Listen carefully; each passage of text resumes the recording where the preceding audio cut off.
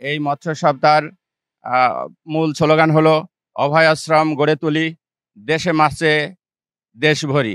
আজ সাতসাল থানায় আমাদের ১১টা ইউনিয়ন যে সমস্ত মৎস্যজীবী ভাইরা মৎস্য চাষ করে থাকেন, তারা আমরা এখানে সবাই উপস্থিত হয়েছি।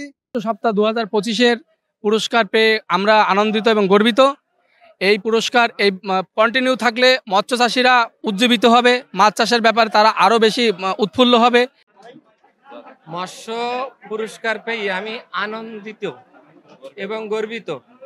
আমি উপজেলা প্রশাসনকে ধন্যবাদ জানাই, উপজেলা মৎস্য কর্মকর্তাকে ধন্যবাদ জানাই। আমাদের উচিত আমাদের যে মৎস্য সম্পদ, সেই সম্পদের সর্বাত্মক ব্যবহার এবং এই সম্পদের যথাযথ সংরক্ষণ এবং টেকসই ব্যবহারের মাধ্যমে আমরা এই সম্পদটিকে টিকিয়ে রাখতে পারি। আমরা স্বাগত বক্তব্য হিসেবে জানতে পারলাম যে আমাদের মৎস্য সম্পদ আমরা বিদেশে রপ্তানি করে একটা বড় অংশের একটা আমরা বৈশ্বিক মুদ্রা অর্জন করতে পারি। মৎস্যদের উৎস থেকে স্থানীয় আমিষের চাহিদা পূরণ, দারিদ্র্য বিমোচন, রপ্তানি আয় বৃদ্ধির লক্ষ্যে বর্তমান সরকার সুনির্দিষ্ট পরিকল্পনা বাস্তবায়ন করছে।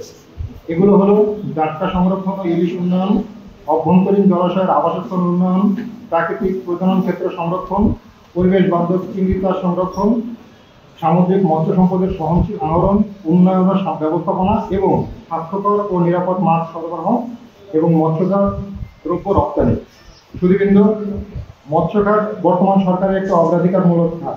দেশের বিপুল জনগোষ্ঠীর পুষ্টি চাহিদা ও রোগ প্রতিরোধ ক্ষমতা বৃদ্ধির লক্ষ্যে পরিকল্পিত উন্নয়নের মাধ্যমে এই কার্যক্রমগুলো বাস্তবায়িত হচ্ছে। অবশ্রমে যেটা মূল লক্ষ্য যে এটা দেশি মাছগুলো যাতে আমরা সংরক্ষণ করতে পারি। আমরা জানি যে বিভিন্ন জাতের মাছ আমরা চাষ করছি, বিভিন্ন ঘেরে চাষ করছি, কিন্তু দেশি মাছ আস্তে আস্তে বিলুপ্ত হয়ে যাচ্ছে। এই বছরের মূল প্রতিপাদ্য দেশি মাছ যেগুলা আমরা আছে, কই, মাগুর, শিং, টাকি, এইগুলাতে যদি আমরা একটু রক্ষা করতে পারি তাহলে এগুলা বংশ বিস্তার করবে এবং এটা ভরে যাবে, আমিষ পূরণ করবে।